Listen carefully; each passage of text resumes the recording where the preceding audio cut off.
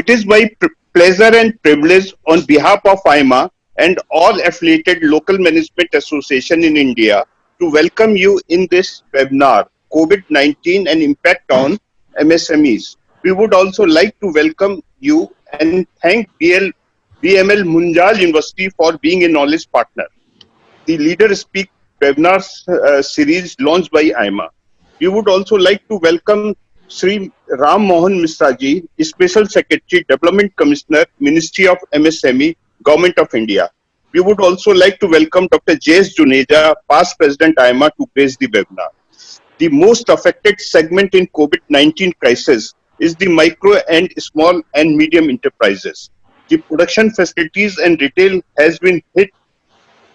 MSME engaged in hotel industry, tourism and logistics have been witnessing a sharp drop in business. The impact is also having a cascading effect across the value chain. We must reflect and learn from the crisis we are going through in the present and revisit our approach in MSMEs to come out with effective solution for sustainable growth in this sector. With these words, with these thoughts, IMA and all LMAs in India organizing this webinar with the objective to discuss the impact and solution to move ahead.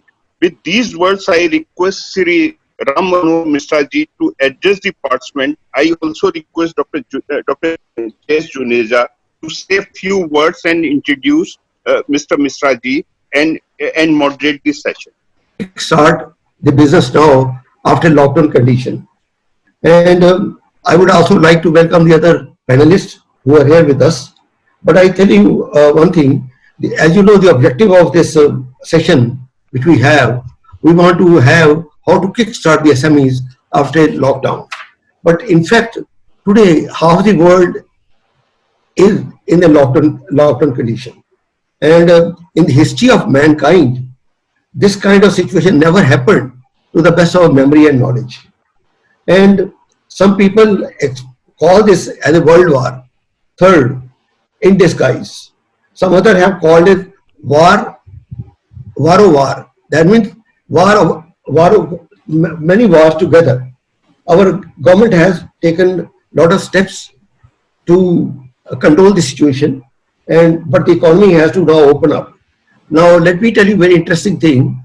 The German Chancellor last week, Merkel, has already initiated and allowed small business to start operating 1 week ago, because they say it generates maximum employment, and let us kickstart with that.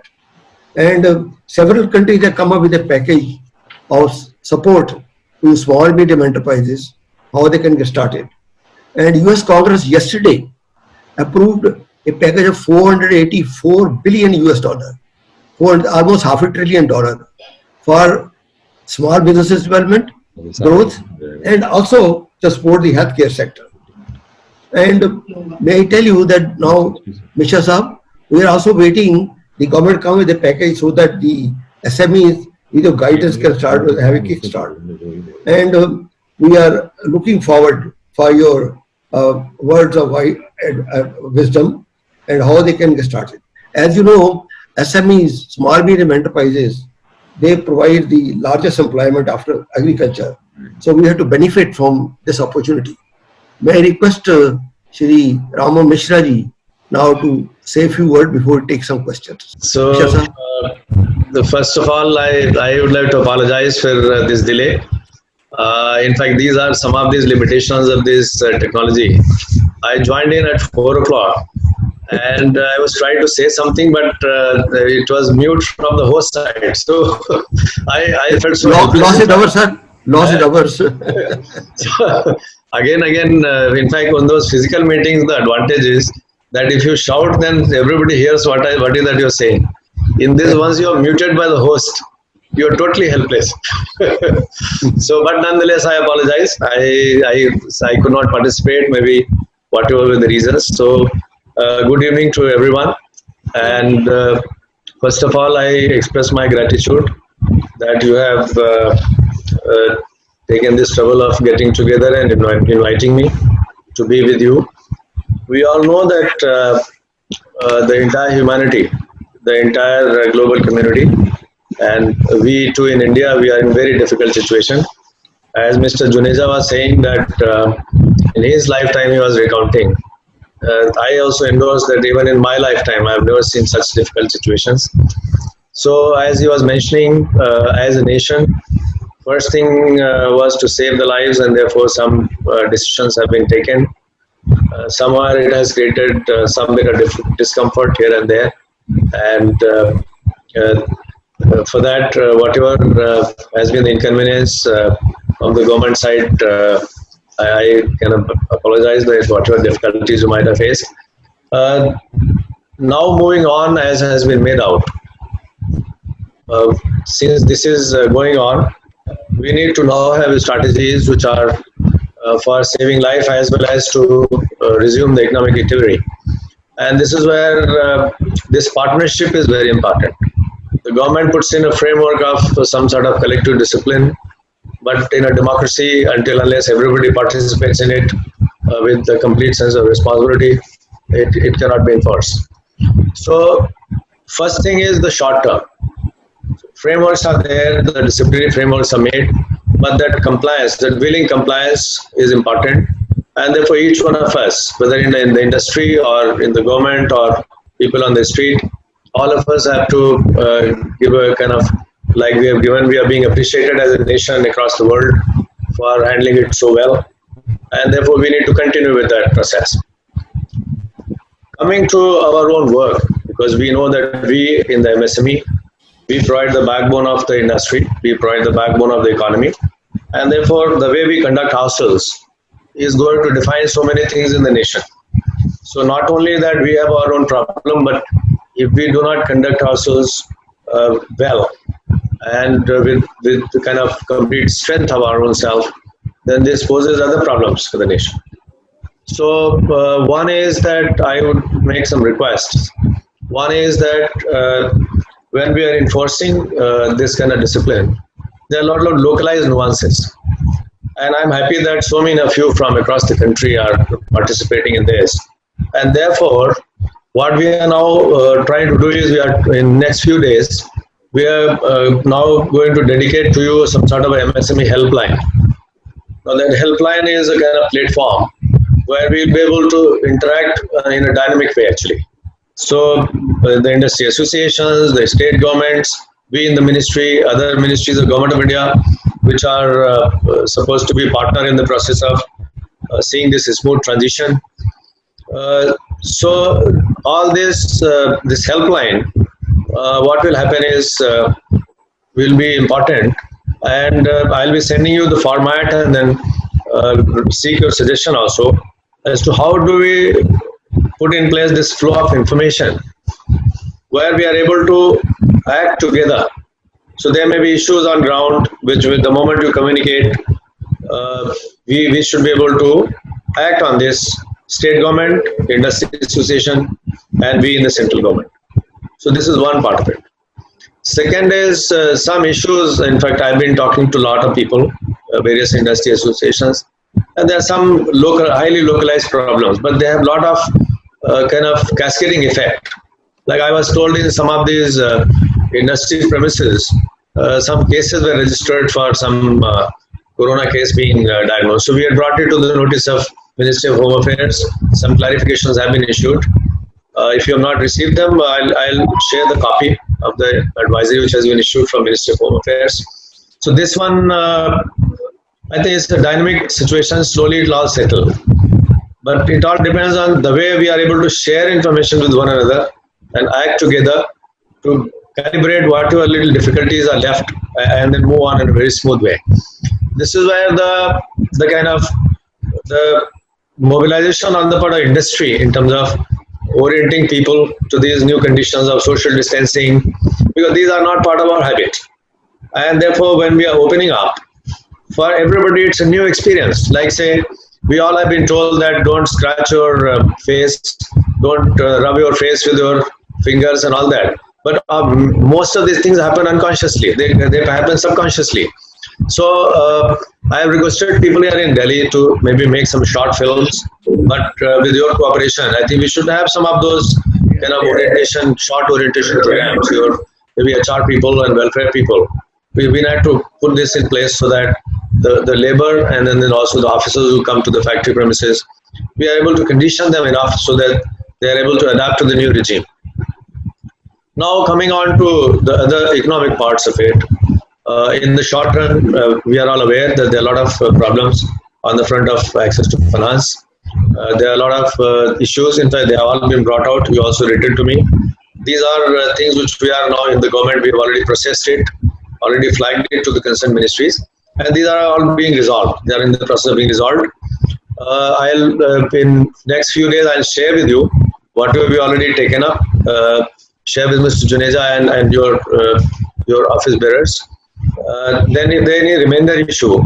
So what I suggest is after today's deliberations and people when they made their points, if all this can be neatly tabulated, not as a running scroll but theme wise.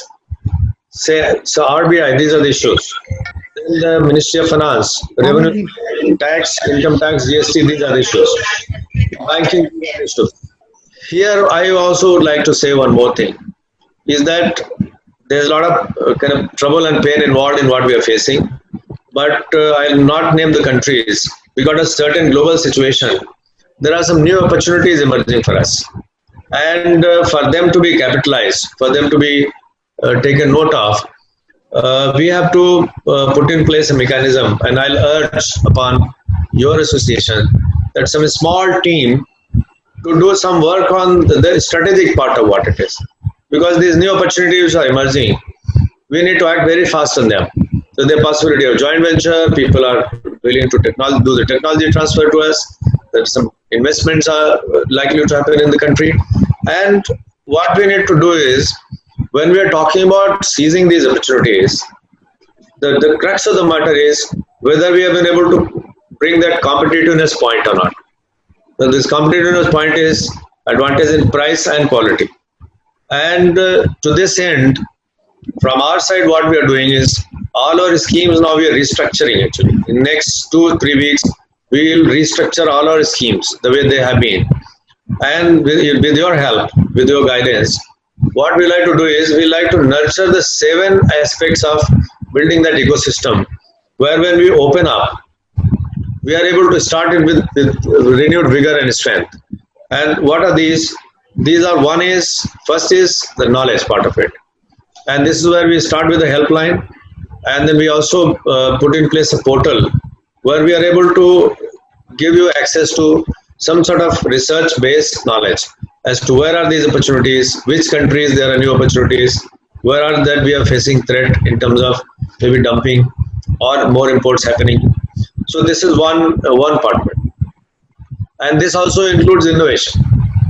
We all know that when we are in difficulty, we have greater capacity to be creative and innovative. And we are known as a nation for being very innovative. So this is the time for us to kind of come up once again, in fact, with greater vigor. And together with you, we would be interested in terms of throwing up those various challenges in the realm of innovation, in various aspects of these enterprise possibilities. And second most important is skilling and reskilling. So our technology centers we have now geared up, and with Skill India, with your help, we should be able to reskill ourselves to the extent it is necessary. And then access to finance is a great problem now. And all the associations have flagged this with me.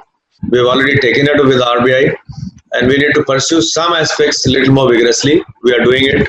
Our Honorable Minister also has already made a statement, and then he has told us very clearly that each item which is bringing discomfort and difficulty to the enterprises should be taken up one by one and again with RBI. So we are in the process. Next 1 or 2 days, we are going to once again communicate with more justification to the Reserve Bank of India and also to the Ministry of Finance. So that finance part, and as I said, I look forward to a very detailed account of what are the issues you would like us to take up with RBI and DFS once again. Then the issue of technology comes, and as I said, our technology centers have been opened up, and they will be available to you for supporting your product innovation.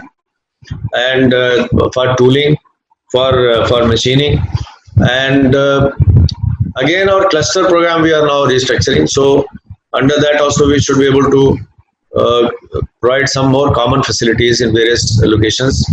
Market access scheme which we used to run, I would urge upon you to move on a little more on this lean manufacturing, wastage reduction, design support, and so forth. A lot of these comments are coming, I can see here, on this working capital issues, and then this access to capital issues. So as I've said, some these issues we already taken up.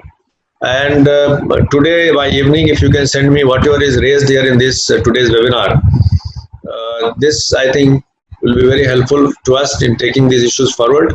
As regards the market access, what I said is that first of all, now we are building up a very comprehensive MIS for you with the help of Indian embassies abroad and also some research teams as to what are these emerging opportunities for India, in which country, and what is that point of competitiveness which we need to come up to, and what are those quality standards they are looking after.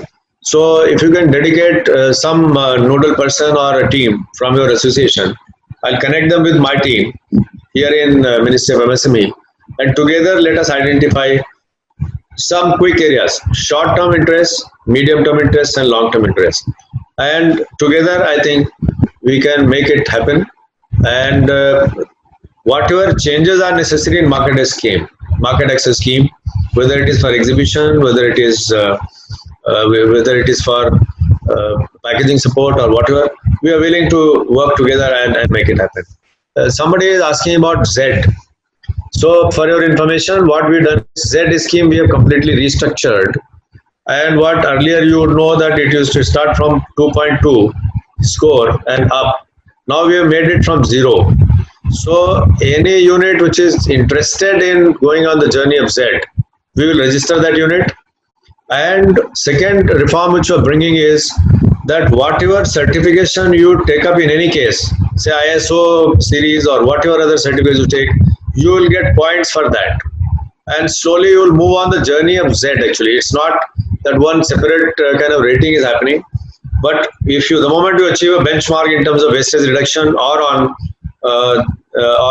side of this environmental parameters, then you move up in the value chain of Z. I think there are a lot of issues raised with the tax refunds and the GST refunds and all that. We have already taken up this, but what I suggest is state-wise, because you have chapters everywhere, if you can get a little more nodular kind of details, more granular kind of details, it becomes easier for us to take up with those zonal branches or branches rather than generally saying that these refunds are not happening. So I'll urge upon, same applies to delayed payments also. Generally, we are saying that in the CPSEs and then government departments, a lot of payments are pending. When we go for a meeting in Ministry of Finance, then we are told that all is well. All the CPSEs will come there, they say all is well. There's no problem. We have already paid everything. So what I suggest is, if we can get some more inkling about the localized problem, there may be a general issue, but then the problem, just like for this COVID, we have hotspots.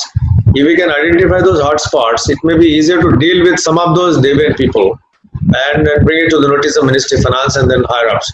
So kindly help us in that, because once a signal goes that the defaults are being reported and acted upon, then others also learn from it and then try to improve their position. I think some very good suggestions are coming here. I can see in this chat box that these units from the healthcare industry and then these things should be given that extra bit of thrust and promotion. I totally agree with you. We need to put a little more effort in terms of this. And this helpline, I think, is going to be of good help. And together with you, I think we should be able to take it forward. So these are some general things I wanted to share with you. Many of our schemes, I think details, the way they have been changed, we will put it on this helpline. We'll also put them on our portal. Kindly have a look. We share it with your association so you can give our feedback and we can further change those schemes. I think I'll stop here. I've spoken enough. Uh, I would like to take few suggestions and maybe a few questions and again respond if that is fine. Yes, sir. There are some questions. So, for the benefit of the participants, I'm going to raise these issues which our participants has raised. So, there is one issue raised by several participants. They have requested government to consider 3 months, 1 quarter at least, tax refund that was paid by an individual and identity. So, sir, your views about this? Hello. Just come again. What is the request you said? Yeah, this is a request that government should consider 3 months, 1 quarter tax refund that was paid by an individual as well as identity. So if you could just aggregate this issue and along with a little write-up, give it to me. I'll take it up and get back to you. Okay, fine, sir. And then there is a related to that. This is a issue that how this government is going to register trading business as MSME. So by registering, they have suggested that by registering MSME in trading business, so this is going to help a lot of organization. Going to be a help lot of organization. Okay. So here the thing is now in the Department of Industrial Promotion and Internal Trade, we have already opened up initiatives for traders. They also MSMEs. MSME is a whole lot actually. Manufacturers, traders, then agri-businesses and service providers, and then social enterprises. So there are different ministries which are looking after the interest of different segments of this. So far the trading MSMEs, Department of Internal Trade, which is part of the Ministry of Commerce and Industry, that department has been made the nodal department. So the people who are interested in getting into this loop may kindly register in that process, and then we work very closely with the Department of Internal Trade and Department of Industrial Policy and Internal Trade. So then whatever issues are there in terms of incentives or support, etc. to them, those may be flagged and we'll take it up with them for sure. Fine, sir. And then, sir, there is a question. Currently, lean cluster program is held by the government. Hope that it will restart and this will help to MSME. Lean program we will start very soon. We are now building up a portal. So the program is already approved in a restructured way. This is going to be far more easy than what it used to be. Even smaller clusters will be allowed, and we'll upscale this program very, very significantly, because this has been our experience that in lean, there is wastage reduction up to about 20-25% on an average. So this will be a very big program now, and maybe within next 2 to 3 weeks we are going to start it. So from your association, if you can mobilize those clusters which are lean, and we are also going to empanel more agencies to support lean, and all our DIAs and TCs are going to be the nodal points for lean, and we are involving state governments also. So I totally support what your suggestion is coming, and we'll very significantly upscale the lean program very soon. In next 2-3 weeks we'll start this. Sir, there is a question that about this innovation, this alternative marketing platform. So there is a question that how this GEM could be a alternative marketing platform. So how this Ministry of MSME can utilize this GEM effectively to market the product of this SME. GEM, actually, the way it is designed, it is G2G portal. It's government. Only government procurements are by the very design of that portal. We had taken up with them whether they can take up this even private marketplace players there. So they found that in their own architecture that provision was not there. But with their help, the CEO GEM has been very supportive. So they are doing two things. One, we are now, our minister has already given a statement that we are building up our own marketplace. That with the support of GEM we are doing. Second, we are going to take up a very intensive campaign to onboard a lot more people on the government e-marketplace. And we are now also harmonizing our public procurement policy with them, so that our MSMEs, they have a little more easy access to whatever procurement opportunities are there in GEM portal. So this, I think, we are also thinking of moving on to HS code linked kind of integration with GEM, because GEM functions on HS code and we function on the NIC code. So there's some bit of disconnect there. We are trying to harmonize it. Maybe in next few weeks we should be able to do that. Then you will have a easier access to the GEM portal. The couple of other issues which are there with the GEM portal, we have taken it up with them. But if there are any other specific suggestions for improving efficiency of our interface with GEM, kindly list them out and then share it with me. For sure, I'll take it up with the CEO GEM.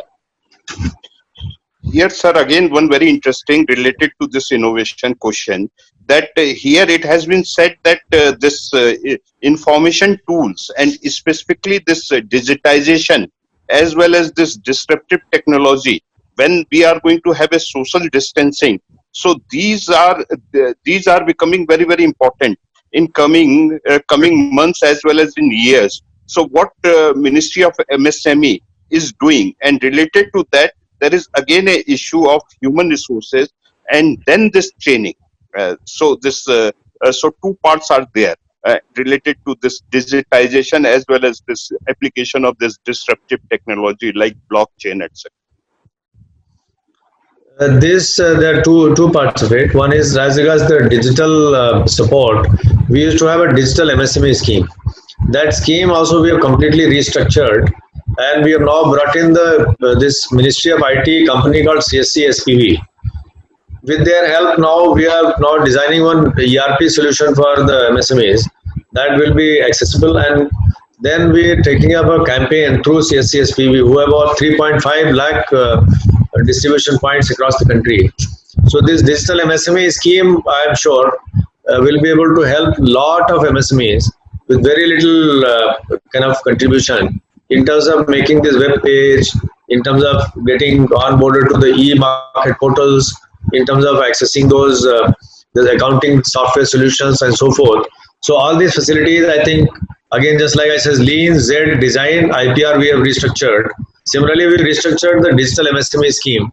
So what I'll do is, this revised digital MSME scheme, I'll get the details sent to you of all these schemes, Lean, Z, and IPR, then this digital MSME, and in another scheme like cluster and all that. So kindly circulate to all the people who are participating in this, anyone or other members who are not participating in this, kindly circulate to everyone. And based on that, if they have any suggestions or any further questions, I think together we should be able to satisfy that. So this is going to really help to members. Second is disruptive those technologies. So you would have heard that we are building up this 15 new technology centers with the help of World Bank. So in quite a few of them, we are introducing this artificial intelligence, then virtual reality, augmented reality, and all these blockchain technology and all that. So these centers, some of them will become functional very soon. I think 3 to 4 of them we are going to inaugurate very soon. And even remaining we are striving to complete very soon. With the help of these new centers, we will be able to start some of these disruptive technologies even in the existing technology centers. I think that will be of substantial help to our people. So, very nice, sir. Then, sir, there is quite a wide range of questions related to this subsidy, this interest subsidy, this interest-free capital at least for 6 months. There is a question on this base subsidies to the workers. Then there is a subsidy, this capital-free, this interest-free loan. There is a question on this SCLSS subsidy. Should be structured effectively. So you like to take, I think, all these questions in one answer related to this liquidity crisis and how this concessional finance is going to be available. Okay. So there are 2 schemes which we used to run. One was the interest subsidy scheme, subvention scheme, that we have recommended to government. That was up to March, but we have recommended to government that we should be able to continue with that scheme. I think the decision of the government will come very soon. We'll share it with you. Second, similarly, this capital subsidy scheme, that 15% scheme, that also was only up to March, that we have moved proposal for extension of that scheme. That decision also is expected very soon. As regards these other issues of liquidity and then reducing the cost of finance. So here our minister has already, you would have seen, he made a statement about that fund of funds. So that proposal is in very final stage with access to equity for the MSMEs. As regards these these other issues of reducing the cost of finance and enhancing the access to finance. So there are two things we are doing. One is we are now this guarantee products. So this CGTMSC guarantee products, we already brought certain reforms in this, so that as against about 19,000 crores of guarantee last year, we have reached already 46,000 crores guarantee cover this year, in spite of these COVID conditions. Now we are bringing some more reforms into that CGTMSC scheme, so that it is able to cover a larger volume of loans. And that is one tool we are exploring to enhance the access to finance. As regards these other issues of giving further interest subsidy, some concessions have already been announced by the RBI, like say moratorium, and then like say 10% across board, enhance working capital and so forth. I am aware that there are issues with the implementation of those decisions. That is the kind of feedback I'm getting from the field. As I said initially, we have already taken up with RBI, but based on your further inputs today after our interaction, some more insights which you will give, how to move forward and improve the situation. So what I suggest is, when we are going back to RBI, then we should give our position, but see from the overall holistic perspective as to as a nation, how are we able to improve the things? Like say bankers' risk perception, then the bank's money also to remain safe somehow. Our interests also should be protected. So what I suggest is, globally in the financial services delivery system, lot of innovative things are coming. Lot of people, a lot of innovations they are doing. Like say going to NBFC route, going to the route of these MFIs for very small loans. So now what we need to do is, yesterday, day before I was talking to CII and then even ASSOCHAM. So what I am suggesting is, sometimes we need to go beyond what we have been doing. So kindly look around in your teams, the people who are experts in financial services delivery and so forth. Let's come out with some new product kind of thing, which is going to be over and above what we have been doing. So it's a very, very unprecedented situation, very new kind of situation, where this entire thing is, the risk perception is in flux. Because banker in normal times, when he appraises the risk, he knows how to do it. And we in the industry also know how to present our case and how to extrapolate all those ratios and all that and get a decision. Now we are in a very, very extraordinary kind of situation. In this, we need to be a little more creative and then find the solution. There are a lot of people who are working on it, and we need to find some solution. So kindly help me with set up a small team. Kindly help me with two things. One is, wherever the RBI guidelines have been already issued and there are issues with implementation locally, say a particular branch or a region or a zone or a state, or where the general difficulty being faced. So the moment I get your feedback, which is a little more sharply defined and focused and specific, it is easier for me to take up with RBI and then Ministry of Finance. You look here in this area, it is a hotspot. People are not kind of acting in the manner they should because of the direction. They are not acting in that manner. So kindly have a look. So it will help me. That is one. Second is, let us look at some new products which can be brought in these situations. Some things we are working on. These are in the process of being discussed at higher levels of government. So next few days we will know what is the result after the decision is taken. We'll get back to you on this. But for sure, I totally agree with you. I am there together with you on this, that this is a problem now. The liquidity is a problem. I accept it. This is the feedback I have generally. We are now making effort here to take steps so that we overcome this. But your cooperation is very important. So kindly a small team. Next few days we should be able to think through and then come up with some new solutions if there are. Right, sir. Last set of questions, sir. That what you are planning to do to help handloom, khadi, handicraft and healthcare industry, sector-based approach, sir. Health, I think there are very new opportunities for us as a country, and health not only in the traditional health in this modern system. This is where now there is plan in the government to encourage more maybe partnerships, bring some more kind of investment from people who can bring a little more capital. Also explore, our minister has given direction that we should explore some externally related project-based funding for this particular sector. That is the macro level position. But what I also see that in the mufassil towns and in rural hinterlands and in the small towns and cities, there are a lot of scope for pushing up the quality of health service delivery. And this is for industry, I think I see very new kind of opportunities. When it comes to, again, access to capital for this, I am aware that the appraisal tools which are there for manufacturing or this gross based kind of industry, they are not very sophisticated tools for appraising the services industry side also. So we have to work on it actually. So when we are pushing up the investment in the services industry, we need to work more with the RBI and these banks to see that these appraisal tools are fine-tuned further. Let's do that. Second issue is in terms of this entire concept of technology imports. There's certain diagnostic tools and all that we are importing whole hog actually. The question is, what are the opportunities for our MSMEs to at least start making part of it, and then assemblies. So there's a lot of, as was being said, there's a lot of room for now being innovative and creative, and then explore opportunities both on the manufacturing side of this health industry and also on the services side of the health industry. So I have set up a small team and so forth. So Unani, Ayurveda, Siddha, Yoga, and homeopathy.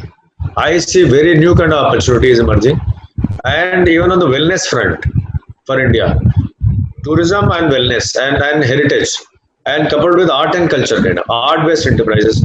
I see a lot of opportunities for our enterprises, and this is where I think we need to focus, set up very focused teams to leverage these opportunities.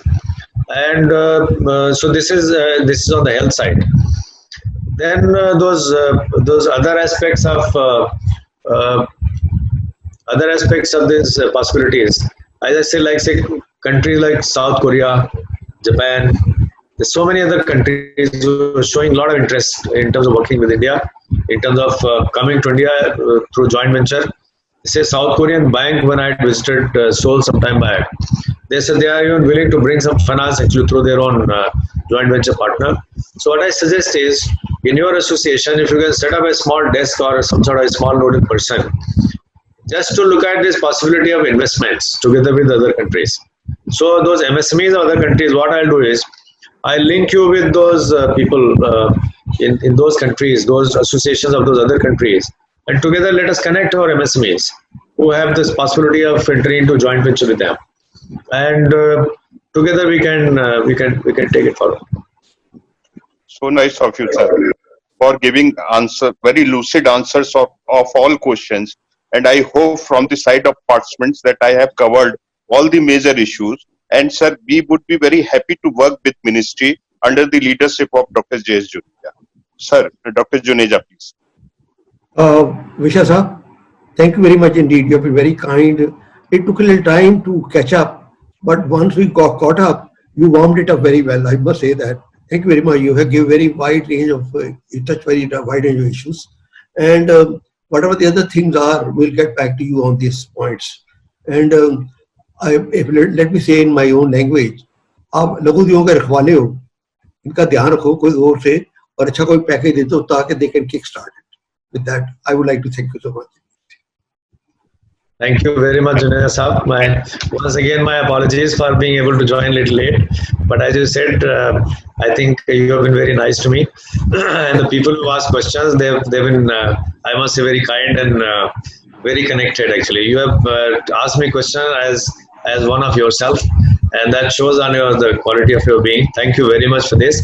Kindly favor me with all your detailed other questions which you have, or what your suggestions you have. My own personal belief is that we have some bit of pain in this transition of COVID. There is stress. So I'm totally with you. I'm not saying that we should celebrate this pain. I think pain is painful. So we have to, but the way the patience with the endurance and then the kind of perseverance with which the industry has gone through it, I really compliment you. I admire the way the the entrepreneurs of India have kind of been partner in terms of overcoming this. But coming days, as I say, are our days. I think there are very new opportunities. So now we are going to start the second session, addressing COVID-19 impact on MSME. And today we have with us three experts, Mr. Mehnaz, Ms. Mehnaz. She is a lead financial sector specialist, World Bank. We have Rahul Priyadarshini. He is a GM SIDBI. We have Dr. Manoranjan Sharma, banker and chief economist, Informix Rating.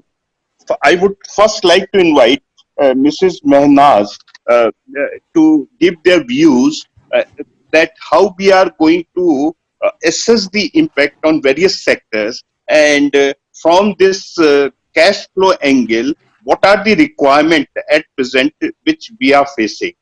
So, Miss Mehnaz, I request that please give your views. Hi, can you all hear me okay? Yes. Yes, we can. Okay, fantastic. So first of all, thank you so much for inviting me to join this interesting discussion. It was great to hear the words of Mr. Mishra and to understand better all of the actions that are being undertaken under the leadership of the MSME Ministry. So we're familiar with some of them, but it sounds like it's even getting more granular.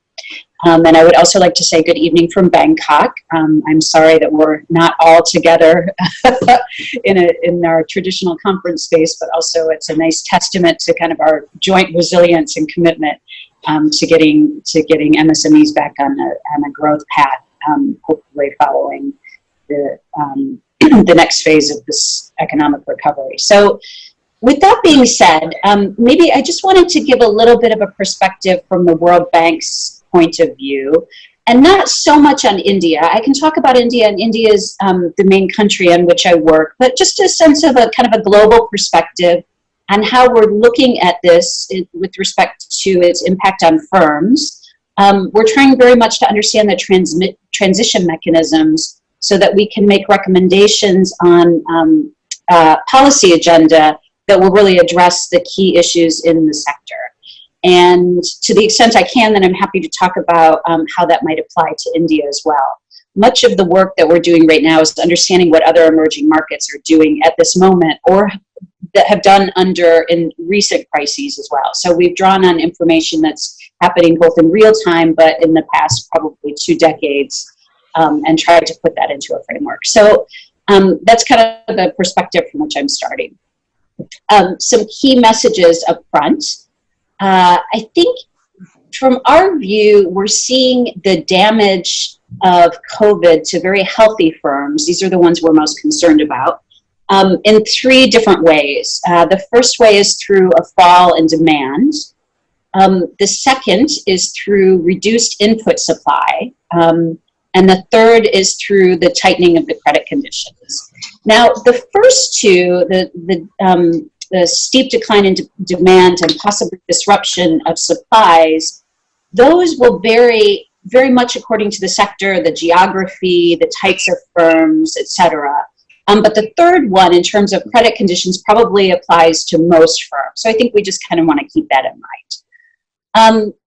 In terms of support, there's sort of the immediate short-term support that's needed, and then I think more structural support that will have to come. I always like to say après le déluge. So after this initial wave passes, then we need to think very carefully about how we rebuild certain sectors. But in the short term, our main objective is to keep, we like to say, to keep the lights on.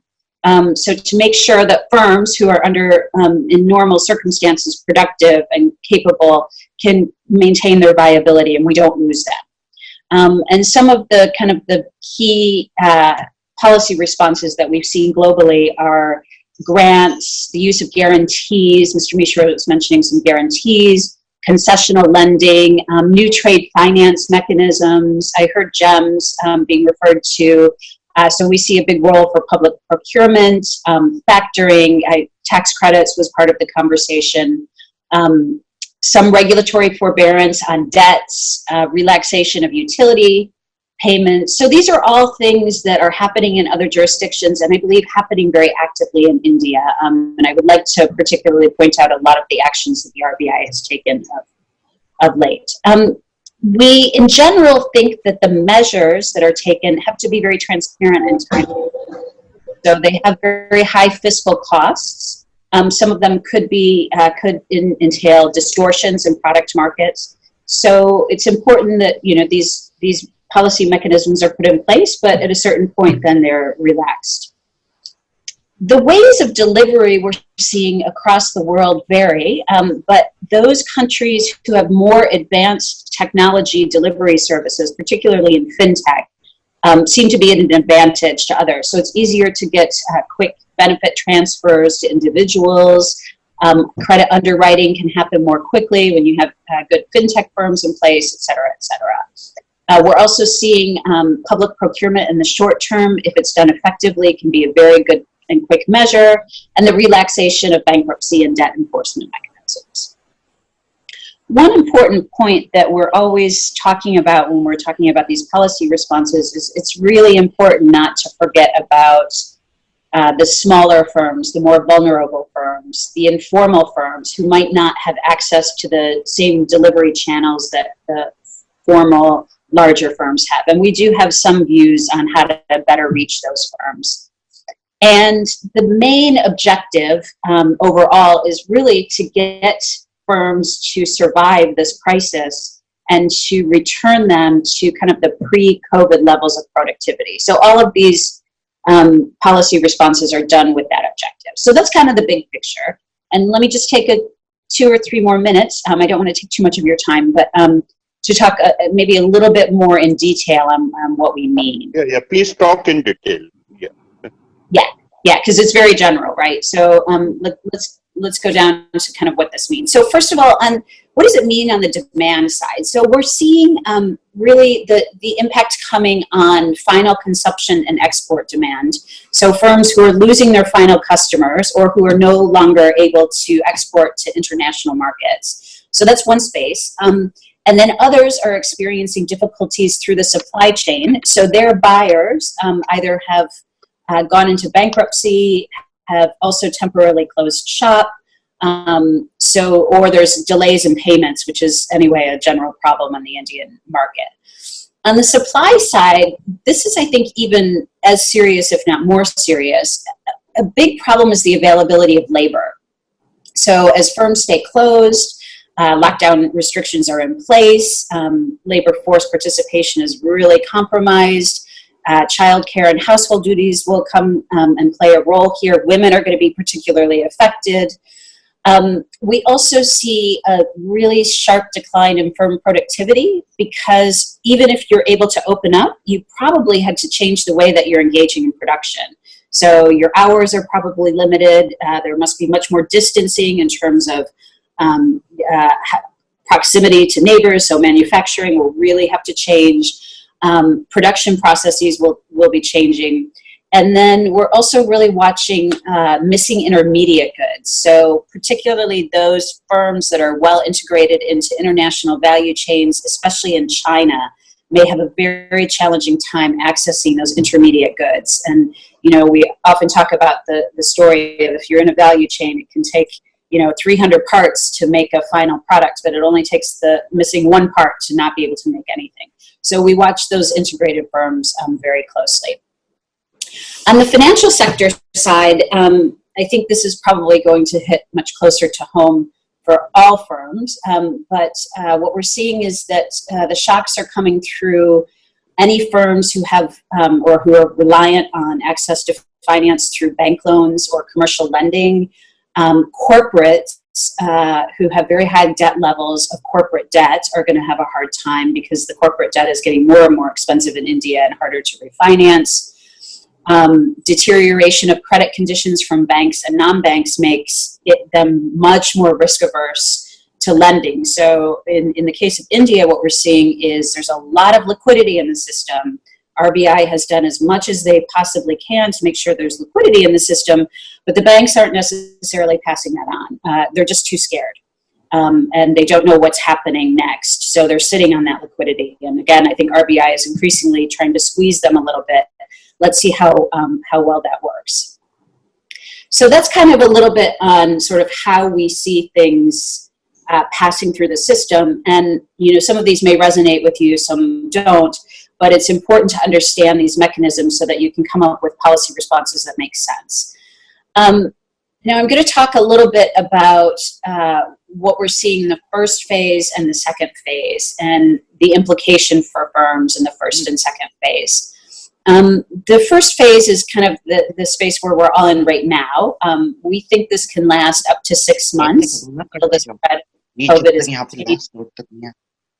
And on the demand side, we continue to see reduced consumer spending. Consumer demand has dropped, reduced demand from other firms, fallen exports, and this is all going to lead to liquidity problems, inability of buyers to pay past receipts. You're going to see accumulation of delayed payments and workforce levels that will be difficult to maintain.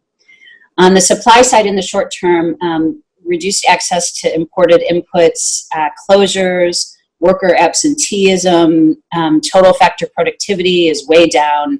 And again, here we're going to see lower output, worker layoffs, and more liquidity problems. I'm sorry, none of this is great news. On the financial sector side, the liquidity squeeze will continue. We're going to see a lot of volatility in the markets. Highly leveraged corporates are going to be, I think, the most vulnerable. And in many markets, we're watching closely for signs of financial crises. We don't see this in India, but other markets are a little bit more vulnerable. And here, this is why we are expecting to see a reduction in working capital flows and postpone investments because you just don't have the long-term capital. Now, in the medium term, again, après le déluge, we'll start to see lockdown measures lifted, hopefully export restrictions abated, travel and tourism slowly to recover. We're still going to be concerned that private sector demand will recover too slowly. So it won't rebound immediately to pre-COVID levels. It will happen in a very gradual way. Supply chains will start to be reestablished, but probably they'll need to be reconfigured. And many working age adults will be able to recover and resume work, but there is going to be what we anticipate to be delays and difficulties in rehiring. We're going to see much more need for import-export credit, actually, to get those supply chains to pre-COVID levels. And it's going to be very important to make sure that firms understand some of the new export opportunities. There will be a shift in where the opportunities are, and it's important to make sure that they have that information. Now, in this medium term, we expect bank balance sheets to remain weak. It will be a gradual recovery, and working capital will probably remain scarce. There will be delayed investment due to credit constraints. Firm credit scores, this is an important issue, so it will be really to think carefully about credit scores, credit ratings, lingering effects of how a firm responded during the crisis and making sure that it doesn't lose its ability to attract credit just because it went through the crisis. And we'll probably see continued uncertainty and risk aversion in pricing. So kind of that being said, what do we do about this? And one thing we want to make sure that in our dialogue with our clients, we do kind of emphasize that it's important to focus not just on all firms across the board, but to have some targeted areas of intervention. And in a place like India, where the space is so vast, this will be more challenging. But in the short term, looking at the firms that are most critically affected immediately, and these tend to be the SMEs. So really a focus on the smaller firms. Liquidity shocks for smaller firms can start as liquidity, but then they can end up as insolvency very quickly. We're also emphasizing the need to focus on younger firms and firms that are integrated in supply chains. These tend to be very productive firms, and they help the overall sector in terms of productivity, and also innovative, intense firms. So those firms who are kind of on the cusp of doing very innovative work, they don't have deep piles of relationship capital from which to draw, and they can easily be left out of any response. So the policy responses are, you know, none of them are going to surprise you, and many of them are happening in India. I think, you know, the policy responses we're emphasizing the most in the short term, and again with the goal of keeping the lights on, is first to maintain access to finance. So really to focus on expanded fintech solutions for MSME finance. I'll be greatly interested to hear what my colleague from SIDBI is going to say next on that. Support from state-owned and central banks to extend loan repayment schedules, the provision of partial credit guarantees, export financing, credit insurance mechanisms, regulatory measures that allow for flexible accounting to prevent credit scores from being damaged. Then on the tax front, we are emphasizing tax credits, waivers or deferrals, write-offs, deferral of payroll and social security taxes, full deduction of crisis-related outlays and VAT and income tax receipts are another policy response, and local property tax deferments. Other ways that we're seeing countries respond, which we think are very innovative, is to see a rapid expansion of public procurement initiatives. Again, the GEMS portal comes to mind here. Looking at insolvency and restructuring frameworks, RBI done this, direct transfers, expedited payments from government suppliers. So sometimes, you know, government can be very delayed in its payments. It will be important to expedite those and move them quickly. And even grants for informal businesses. This is a great opportunity to provide incentives for the informal firms to come into the formal sector through grants that might be linked to registration, for example, so that you actually get something out of it. And so those are kind of the policy responses in the immediate term. And I guess I would just say there's one last thing, which is there are some firms that are systemically important. So sectors with, you know, really strong input-output linkages, and those actually really need to be a focus of some targeting. So in the medium term, though, things become a little bit more blurry, and I think that they will depend a lot more on the country context. I think those short-term responses would be applicable to many countries across the globe, and again, many of them are being undertaken in India right now. But, you know, once we have the luxury of sitting back and thinking about what to do next over time, it becomes a little trickier. And, you know, what we're seeing the consideration of is really how do you restore credit flows and how do you restore confidence in the financial markets to really reach out and to lend again. And here we see a really big importance for credit guarantee schemes and credit factoring. Again, Mr. Mishra mentioned both of those. To reactivate trade flows and value chain participation. So we need much more robust import and export credit arrangements and import duties to be kept low.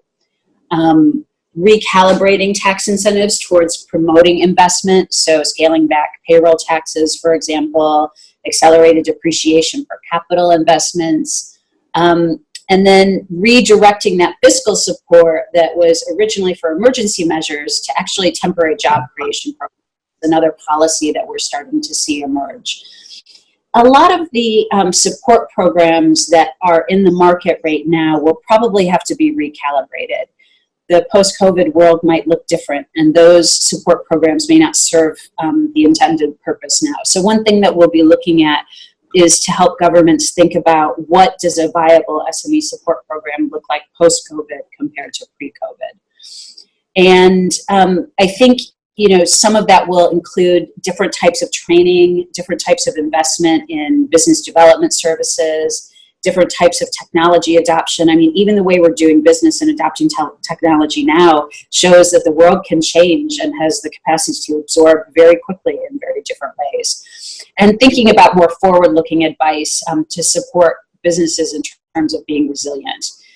We'll also, again, go back to kind of making the legal and regulatory environment more easy and improving the business environment and focusing on informality, but really kind of in a more holistic way. So the world will look a little bit different, and we think that the way that the government provides support to SMEs will also need to look a little bit different in about 6 months.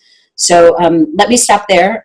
If you have any questions, I'll be happy to take them. I can take some specific questions, but I know that my discussion was more global.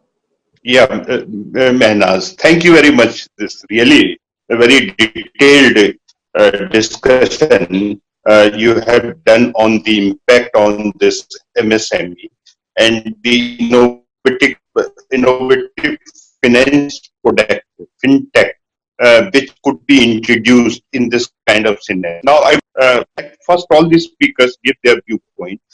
Now, I would like to invite Mr. Rahul from SIDBI for his viewpoint.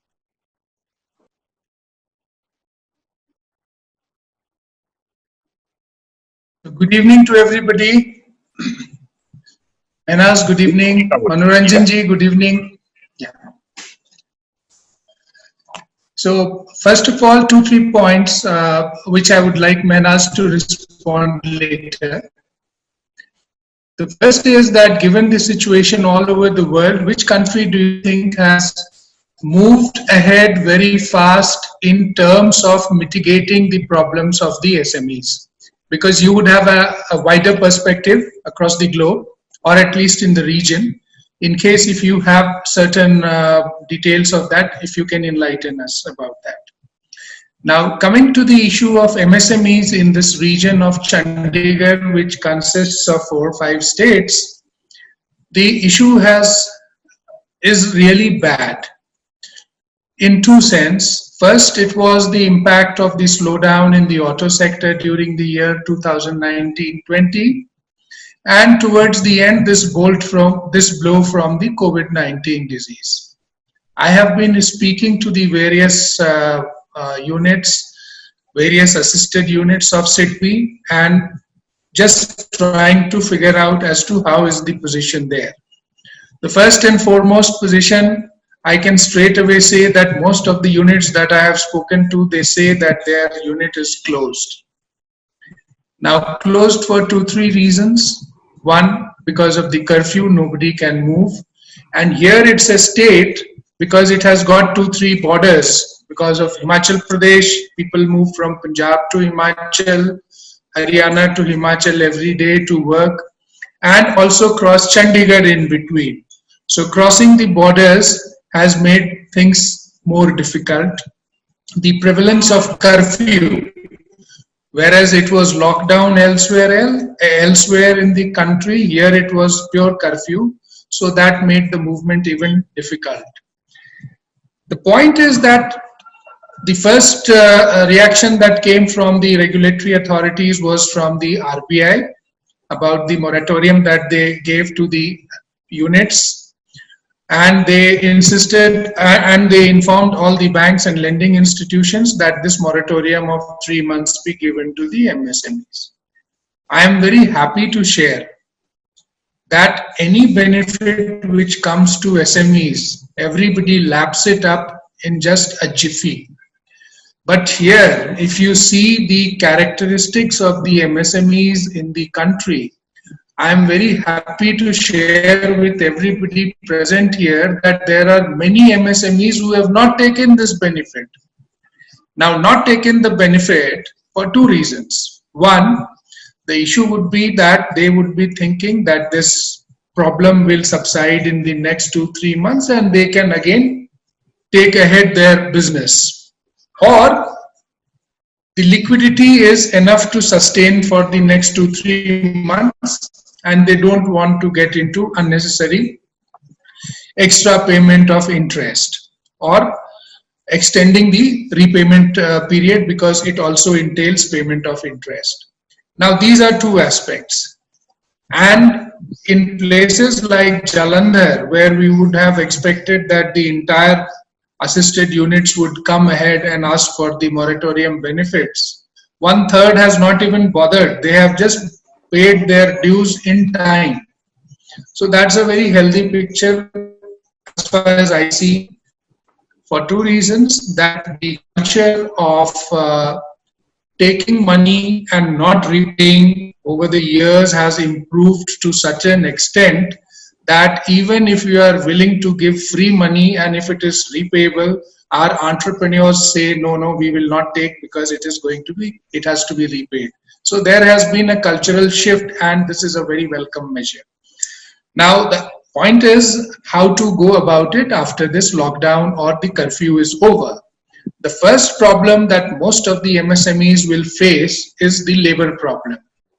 Labor problem because the labor exodus from these regions where there are migrant laborers is going to happen in the first instance when movement is allowed. They have not been able to leave because of the constraints imposed by the government. The day this lockdown and movement is allowed, labor is going to be in severe shortage in this industrial region of Punjab, Haryana and Himachal. So that's going to be one major problem that I foresee. Second part is regarding the liquidity. Yes, liquidity is a problem, and SIDBI has responded immediately and has started various schemes of financial assistance to assist its units to take help from SIDBI to come over the liquidity crisis. Repayments are stuck, orders are not coming, payments which had been made, machines are yet to arrive. The capex, which happens a lot in the last few months of the quarter and early months of the financial year, that has gone for a complete toss. Automobile sector, now this is the time when during Akshaya Tritiya one sees a lot of sale of automobile. This will be zero this time because shops will not be opening. Ultimately, the demand part has taken a toll, the demand has taken a hit, and demand for automobiles and various other sectors is going to be a big problem. Even when the issues return to normalcy, what happens to the hospitality sector? Because this area of Jammu Kashmir, Himachal, there are the hospitality of tourist resorts, hotels. This is going to suffer because for the next 1 year, 1.5 years, people will be very, very, very scared to come out and go out for normal visits to these places. Now, having said that, there may be some sectors which may come up in the near future, in the short term, but in the long term, there are some sectors which are going to have a major structural problem, like the tourism industry. It is going to face a big problem, and all the major hotels and resorts that are coming up will get delayed. Bookings have been cancelled. Future bookings for the summer season, it is complete zero. And apart from that, beyond 6 months, beyond 5 months, if you see, I don't think there is going to be any improvement in this situation. The liquidity aspect is being taken care of by the bank. The RBI has come up with certain schemes which has been helpful to the MSMEs. But in case if the situation is prolonged beyond 3 months, the problem of the MSMEs to rise again, to come back again to normalcy will be very difficult. Now, I am sure Mr. Manoranjan Sharma would comment upon the issues of rating. Now, how will the ratings suffer because of delayed payments by the MSMEs, their leverage position of their because of the leveraging that they have now? These aspects, how the rating agencies are going to look at it, and what impact it will have on the MSMEs. Other than that, the major problem that I have listed out is the labor is going to be a major problem. Finance is always available, and banks and financial institutions like SIDBI, they are always there to extend helping arm to the MSMEs, to their clients. But certain sectors will have a major structural problem for a few years ahead, because the tourism sector, I don't see any major boost in tourism sector at least for a year. and what happens after that, how that sector, the issues of that sector have to be addressed. It's a call which the association of the hotel industry should take up, what extra requirements they will have, plus new projects that were proposed or that were supposed to come up. All that will be put to a halt. So from a lender's perspective, a new project which was supposed to come up in the manufacturing as well as tourism sector, it's going to be very difficult. Apart from this, if there is any question I would like to address, Agrawal Sahab, hope that is fine Rahulji, from I my would like to have a side. question. Rahulji, Ji, Dr. ji, sir. Suneeta, I'd like Yes, to ask sir. you the 15,000 crore which you got from RBI recently. You know, are you going to for this for reimbursement, or is there any special scheme you are going to come up with? Sir, there are two ways by which we are going to, I'm talking about that 15,000 crore this extra you fund. got from RBI. 15,000 Sir, crore you this got is- extra. Yeah. Yes, sir. So this is going to be done through two ways. People who are in the field in various parts of the country, they are going to assist the MSMEs directly also. So all the branch officers and the regional officers, they are going to help the MSMEs directly through this kitty. Secondly, it is also to be given as a reimbursement to banks and to NBFCs for on lending or For as a refinancing basically. Sorry, sir. For refinancing. Yes, sir. Yes, sir. Yes, sir. Okay. So, but then all this, I just emphasized the point that even if it is being refinanced there will be a direct window also for the MSMEs opened up.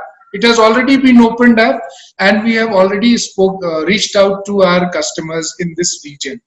There are several people who are willing to take it. There are several people who are not in a position to take now because they want to watch the situation and then go ahead. Capex is definitely taking a hit because the proposals which were coming to us in the last financial year, it had slowed down because of the automobile sector slowdown, and with this COVID-19, Capex is going to take a hit. But as far as liquidity for the existing customers is concerned, we are well prepared. Our customers are also well aware of these schemes. And second, the customer behavioral aspect is the best thing that has come out in this crisis. It's not that just because money is available, they are reaching to us. They have taken a conscious call whether to take or not, even to take the moratorium that has been extended by RBI or not. So that is one behavioral aspect of the customer which has given me immense strength that this segment is going to kick back very soon. Thank you, sir. What is the rate of interest, wide range? Fine, sir. Direct lending. Sir, let us complete, sir, first, then we can have this question answer, sir. Thank you, Dr. Raj Agrawal, Rahul Priyadarshi, and Ms. Mehnaz, and all others. I think various aspects of this issue, COVID-19, have been discussed in great detail. So let me try to give you here some kind of a big picture, and also we'll come to some granular details which seem to be of considerable contextual significance at this difficult times. If you look at things in a proper historical perspective, you will find that we are living in a difficult times. By and large, this crisis, it is generally considered stemmed from China. So I'm reminded of an old Chinese curse, maybe a few thousand years old, may you live in interesting times. And by any stretch of definition, the times that we live in today are certainly interesting. COVID-19 impacted economic activity in India directly due to lockdowns and also through second round effects operating through global trade and growth.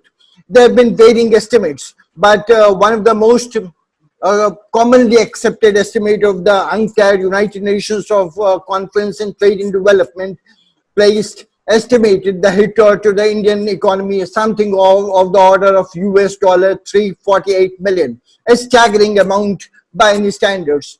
But what is of concern to all of us here that this was in the early days, and this now seems to be something of an underestimate, also reflected in varying perceptions of GDP growth, whether you look at Fitch, whether you look at ADB, whether you look at Moody's, the Government of India, or even the Reserve Bank of India. Things have deteriorated so sharply that we are looking in a growth band of something like 0.8 to 2.5%. This is the kind of a broader picture. So what attempts could we do to accelerate, to set things right in at least in a limited manner? Most of us are aware that the finance minister announced economic stimulus package of 1.7 trillion rupees, US dollar 22.5 billion on March 26th. This was followed by unscheduled monetary policy of the Reserve Bank of India on March 27, followed by another policy. My submission to you here is that all this should not be looked at some kind of an isolated, in some kind of silos. All this is a part of a series of coordinated and concerted attempt on the part of the various stakeholders, the Government of India, the Reserve Bank of India, bankers, all other industry associations, so that we can mitigate the crisis. As I said, several welcome measures have already been taken, but MSMEs have been disproportionately hit. MSMEs are more vulnerable, more susceptible to these problems. And here, one basic fundamental issue which emerges is the timeliness, the adequacy. I think we have a large number of people from the industry here also participating. Several of them have raised these concerns that the measures, and Mr. Mishra also gave a good account of the kind of measures the Government of India has already initiated, some other measures which are something like work in progress. But then, are these measures adequate? Are these measures enough? Certainly not, and much more needs to be done. Again, there have been large number of estimates by independent bodies, respected bodies, but some of the estimates by the most respected institutions in the world. For example, I was looking at estimate by McKinsey, which is globally accepted to be fair, transparent, objective in its assessment, and the kind of estimates, the kind of granular assessment they have done of the sectors, especially if Q1, is absolutely scary in sectors like auto industries, construction, textiles, freight, metals and mining, power. You have the entire development spectrum playing out here, where the compression in Q1 in terms of income, in terms of output, in terms of employment is seen to the extent of, let us say, 50 to 70%. So this is a very serious problem, and I think Rahul or Mehnaz also mentioned that at this difficult juncture, now that the lockdown has already been around for quite some time, we have also to look at the exit strategy. What could be the basic elements of the exit strategy going forward? Once this lockdown is lifted, how do we go about it? I think one of your fellow panelists mentioned that maybe there's not all gloom and doom, and I think there are several pockets of opportunity. I think Mr. Mishra also mentioned, for obvious reasons, he did not name China. But then over the last 25, 30 years, China has emerged as some kind of a global factory. This provides a real level playing opportunity for us. A lot of countries at the global level have already announced a decision to shift bases from China, and there are some other measures in place. But then the center and the state government, working in a coordinated and concerted manner, have to take several steps to alleviate the pain, the misery and the suffering of their large number of MSMEs. I think ad hoc sanction of working capital of 25% of sanction limit, deferment of EMIs, some cases the RBI has already announced, but then similar relief perhaps could be announced to NBFCs, creation of a corpus by the Government of India to help MSMEs tide over the crisis, measures for improving. I think Rahul also referred that the welfare of the workers, large number of workers working in the diverse MSME spectrum, they need to be looked off, particularly during the temporary shutdown phases, 90 days extension for payment of employers' contribution of PF, ESIS, insurance cover. There should also be close monitoring of payment delays by CPSUs, Mr. Mishra mentioned this aspect, that sometimes we have a tendency to refer to these in some kind of a broad brush approach. But maybe if the industry association could come up with specific examples, with concrete instances, this will help the government of India to go forward. I think one of the participants is that deferment of the GST levies for the next quarter by about 50%, quicker refund of income tax, all pending dues to the MSMEs, other dues from the government, some other relief in terms of rents, other things also need to be seriously considered.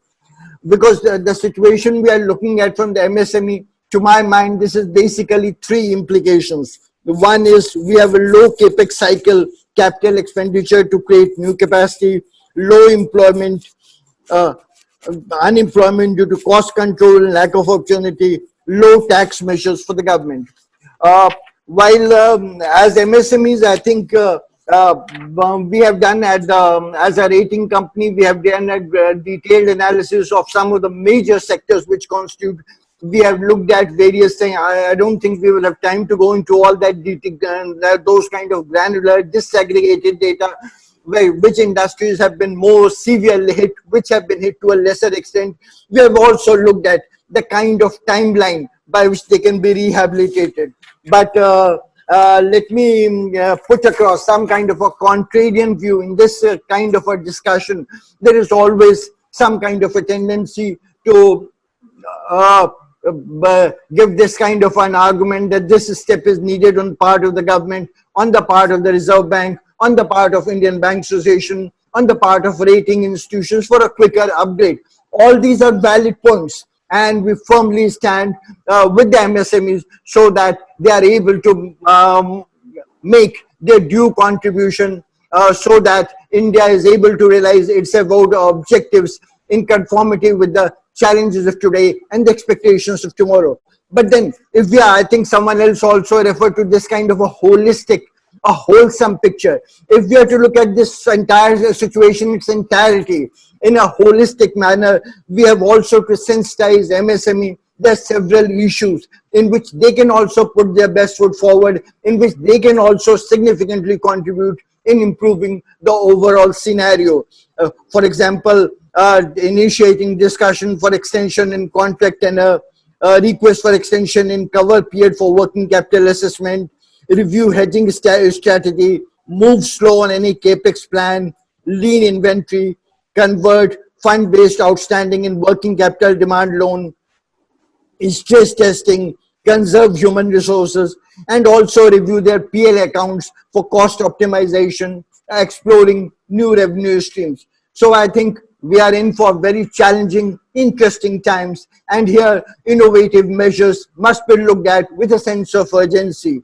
All stakeholders have to come together, whether it's a part of the government, the Reserve Bank of India, bankers, institutions, DFIs, or traditional DFIs like NABARD, SEDBI, other organizations, rating agencies, because the task ahead of us is humongous. It's of staggering proportions, and disconcerting parallels have been drawn with the global financial meltdown of October 2008, even the Great Depression of 1929. And recently, last week, there was a report placed in the public domain by the International Monetary Fund, which is widely considered to be the most authoritative work in this subject. And they have said that the kind of scary scenarios which are fleshing out, which are playing out in the public domain, they see that even that global depression of 1929 may seem milder, may seem a much paler vision. In case of MSMEs, there are three important ways in which we look at their contribution to income, to output, to employment, and all three have taken a very severe hit. So perhaps, as Ram Mohan Mishra ji also said, we need to tabulate the basic grievances of MSMEs, put them across to the government, put our best foot forward. All of us have to work in a close, coordinated manner so that things could be set right. These are difficult times. These are challenging times, but this exit is going to be difficult in more ways than one. and all of us have to play our due role in so that India once again, if I refer to the IMF report, as you know, there are about 200 countries in the IMF World Bank's data set, and they have forecast that except for two countries, India and China, all other major economies are likely to go into some kind of prolonged recession. A recession, sometimes in India, I think unfortunately is used in a loose sense, even when you have a macroeconomic slowdown of the kind seen in India in the last, people refer to it as a recession, recessionary condition. But technically speaking, in terms of economic and banking terminology, a recession is something when you have two successive quarters of negative growth. So this is likely to pan out in most parts of the world. In India, even by the most proponents of, let us say, gloom and doom, we're likely to end this year with a GDP growth of, let us say, something in the range of 0.8 to 2.5%, in which MSMEs have a dynamic and a vibrant role to play. There are some temporary cash flow problems. There are some significant long-term problems also. So let us all to come together so that we can address the situation, and MSMEs have always shown dynamism, resilience. They have immense capability to withstand all different problems. I am confident together. These are difficult times, these are challenging times, but we will come across will be able to withstand these shocks, both demand side shocks and supply shock, because usually in economics or banking scenario, we have one side panning out. This was also initially seen mainly as a supply shock, but then as later we had examples from across the industry, across different sectors, from the bankers, from the government of India, also from anecdotal evidence that this was not just a supply side problem, but there's also a severe demand side problem. When people are not able to work, their incomes, their employment takes a huge hit. So all of us have to come together, and maybe we'll be able to find some innovative solutions to these difficult times. Thank you. Yeah, thank you, Dr. Manoranjan Sharma, for your very lucid comments.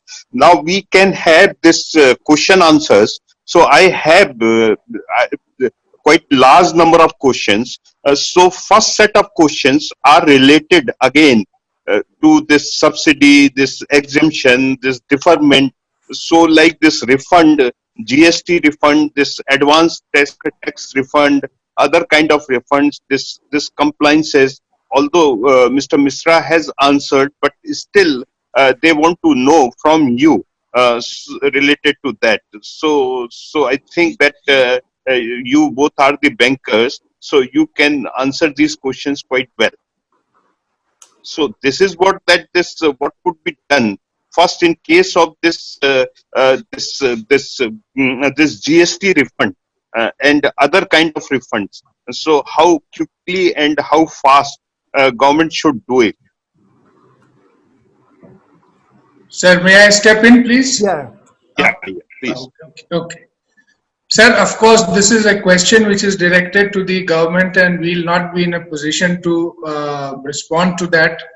But the need of the hour is that the GST refund which gets stuck for more than 3 months, that has to be necessarily and immediately released. Say the TAT, the turnaround time for a GST refund has to be shortened as far as possible, because that is a wholesome amount of an MSME which is stuck. I may come up with a financial assistance scheme that against your GST payments, I can give money to the MSME. But the point is that comes at a cost to the borrower. I may step in, but the point is that it comes with a cost to the borrower. So the best part is that this turnaround time for GST refund should be made as low as possible. Regarding the other refunds, during Mr. Mishra's time when he was present here, somebody had mentioned that 1 quarter's income tax payment may be given to individuals as well as to industry. I think, sir, that question merits that suggestion merits attention for two reasons. Because this handing over checks to all the income taxpayers and people who have been paying income tax has been taken up earlier in countries like United States of America. And when you have cash in your hand, that's a big solace for each and every one. So cash, to the extent the government's finances permit, if cash is given back, that could be one of the very good suggestions that can be taken up by AIMA with the government.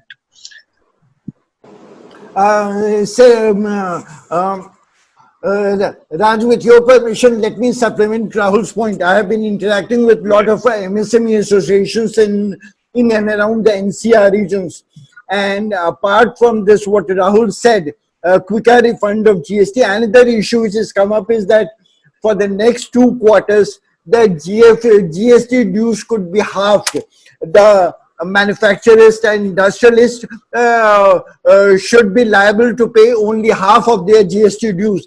This has been coming up in a lot of my discussions with the MSME units. I tried to find out what are their issues and how best they can be rehabilitated. So again, as Rahul pointed out, this is something which lies in the Government of India domain, but at our level, at different forums, we have tried to put across this point forcefully at different levels of the government, administration, and I'm told by responsible persons at different levels that this is being seriously considered. Well, what would be the view it would be taken ultimately is anyone's guess, but I can assure you that the government is seriously considered. All options are on the table and all options are seriously being considered today. Another set of questions, this is related to this compliances. This is this audit compliances, this compliances for this pollution board, compliances related to this various kind of this X, etc. So this about this compliances. So there is a demand by most of the participants that this deferment should be done. So we should not go for these kind of compliances in these kind of situation. So what kind of opinion you have? Yes, I agree with you entirely, but then we have also put across that these should be deferred, and I think as AIMA has played a very important role, I think you can highlight this suggestion in the policy paper which you submit to the Ministry of MSMEs, which is the nodal department, nodal ministerial agency for this kind of work.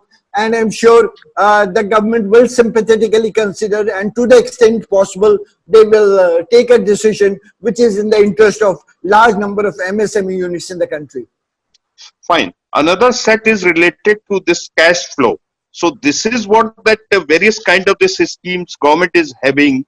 Even this, there is a demand that some kind of this direct lending, and then further with direct lending and with the SIDBI, specifically, there is a demand that there is a lot of paperwork, lot of papers are required. So how this direct lending that could be promoted, how this equity participation, this could by the government, this could be promoted, and likewise this is what that this concessional loan, this could be further provided, and then whatsoever funding is there in existing loans, how this funding could be enhanced, and then as Mehnaz has pointed out some innovative financing scheme, how these schemes could be introduced in India, factoring, etc.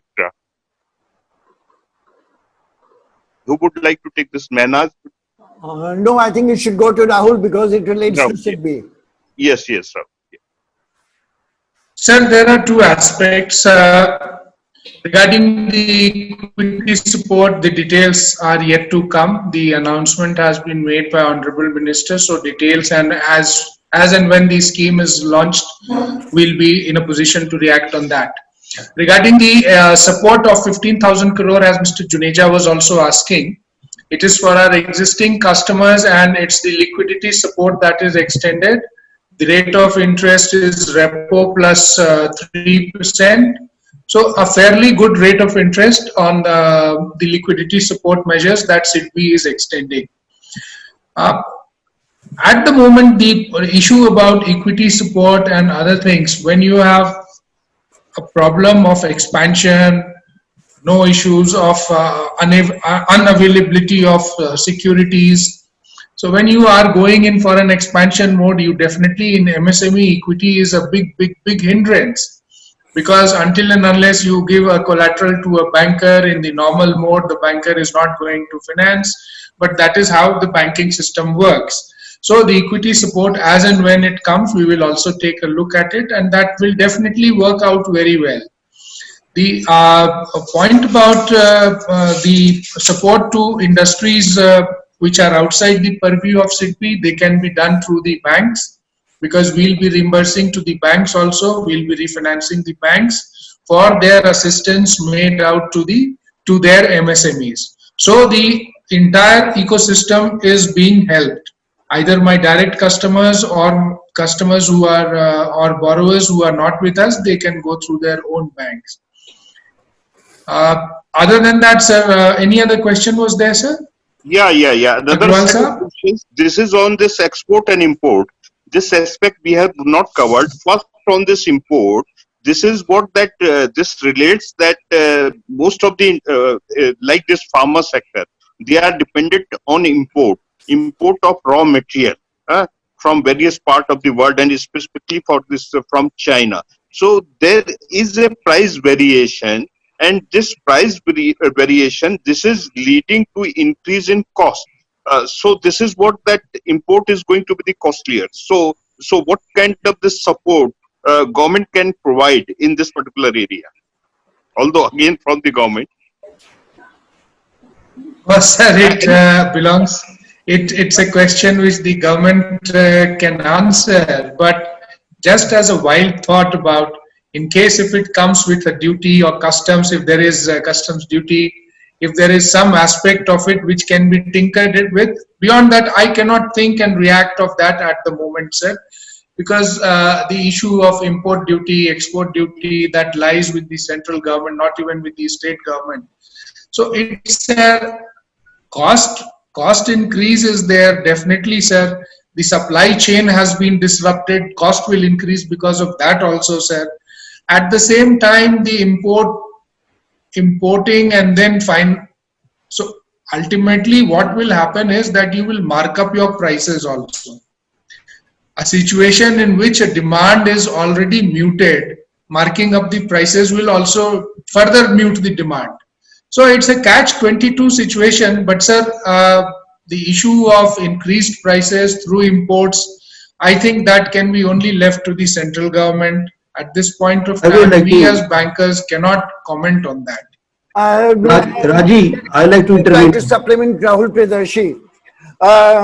I think I have been part of some discussions in the Delhi NCR region, and given the global political situation, the geopolitical situation and the global dynamics, the government is going the extra mile to help the MSME units, like for example in the drugs and pharmaceutical, to explore new markets.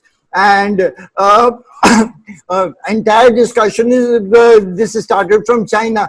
So I would like to remind you that the Chinese character, what we call in English alphabets, the Chinese letters are called alpha characters. The Chinese character for crisis is a very unique thing. It shows both a danger and an opportunity. So the government and the different stakeholders are also looking at some opportunity to develop some kind of new supply chains, let us say in Korea, in Taiwan, in Japan, in Europe, and in other ways. This will also go a long way in reducing the concentration risk. Or there could be some immediate pain points in the term, in sense of, let us say, a little higher price, but attempts are being made at all levels, even in the banking industry. You are aware that any portfolio which is not diversified across segments, across geographical regions, runs the risk of what is known in the Basel language, in the language of the Reserve Bank, as a concentration risk. So this is a good opportunity so that we don't face this kind of perils of concentration by putting all our eggs in the Chinese basket. And given the geopolitical situation, given the kind of global dynamics that is panning out all over the world, some kind of an upsurge of resentment against China, the government of India and different players, I would not like to, I have been part of some discussions, so I think it would not be proper for me to name the different forums. We are trying to use it, trying to leverage this challenge as an opportunity so that in the days ahead, India comes out stronger and much more diversified in terms of its supply chains, in terms of its import and export baskets. Thank you. Raji, I like to say on this word. Juneja, yeah, No, please, sir. You want we to have say a strong base. We had a strong base for making bulk raw materials for pharmaceuticals. Basically, we have 4 belts. That means Pune area, Hyderabad, and Ahmedabad and Baroda area, and then we had National Capital Region. They are big belt for making indigenous bulk raw materials for pharmaceutical industry. Unfortunately, what happened? The Chinese started making bulk, and Indian companies could not compete with that price. So all manufacturers of pharmaceutical products, which means the tablet and capsule making companies, or they started importing from China, and then Indian industry caught up. I think the time to revive that Indian bulk raw material industry for pharmaceutical industry. The time to do that. fine, sir. Fine, sir. So now this is a time of this conclusion. So first of all, I am really thankful. But what is very important that currently this production is almost shut down. Although this 49% of this MSME, they are concentrated in rural areas, and micro enterprises that consist of this 99% of total MSMEs. So we hope that soon this partial lockdown is lifted. The districts which are free from COVID-19, there this impact of this lockdown, this is less. And there are news that this production in this MSMEs in areas as well as in the semi-rural areas going to be started. So first issue which we are going to face, this is the issue of this production shutdown. Then related other issues, other challenges, this is that this cash flow constraint, and within this cash flow constraint, this working capital requirement, this is very, very important issue.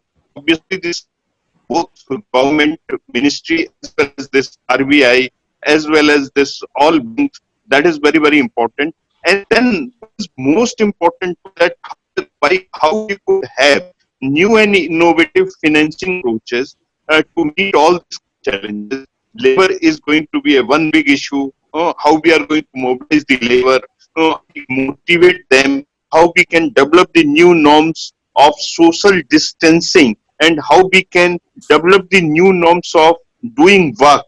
So then this production could be started. And as we know that SME, this is the backbone of this country, and the sectors like this tourism, this has been hit very badly.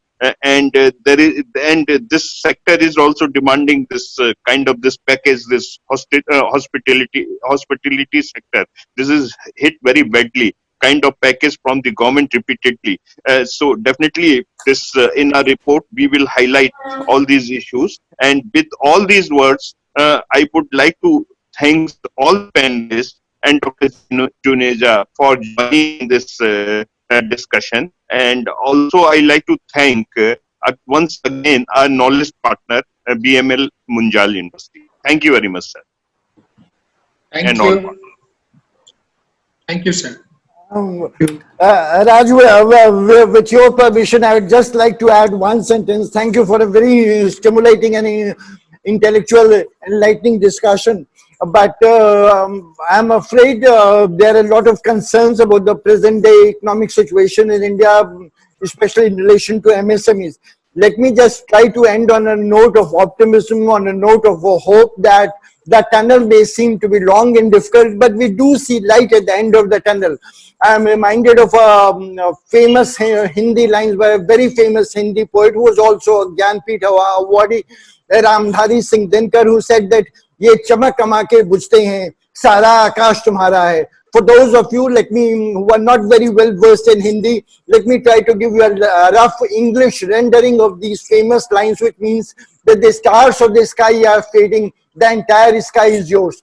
So we have shown as MSMEs, we have always shown dynamism, resilience, innovation, out-of-box thinking in India. I am confident that with a coordinated and concerted measures made by all stakeholders, including the MSME themselves, with a sense of urgency, we are going to withstand this huge shock and come out of it stronger in the days ahead. Thank you. Thank you. Thank you. Thank you. Thank you all. Thank you all for your participation. And thank you to my team also.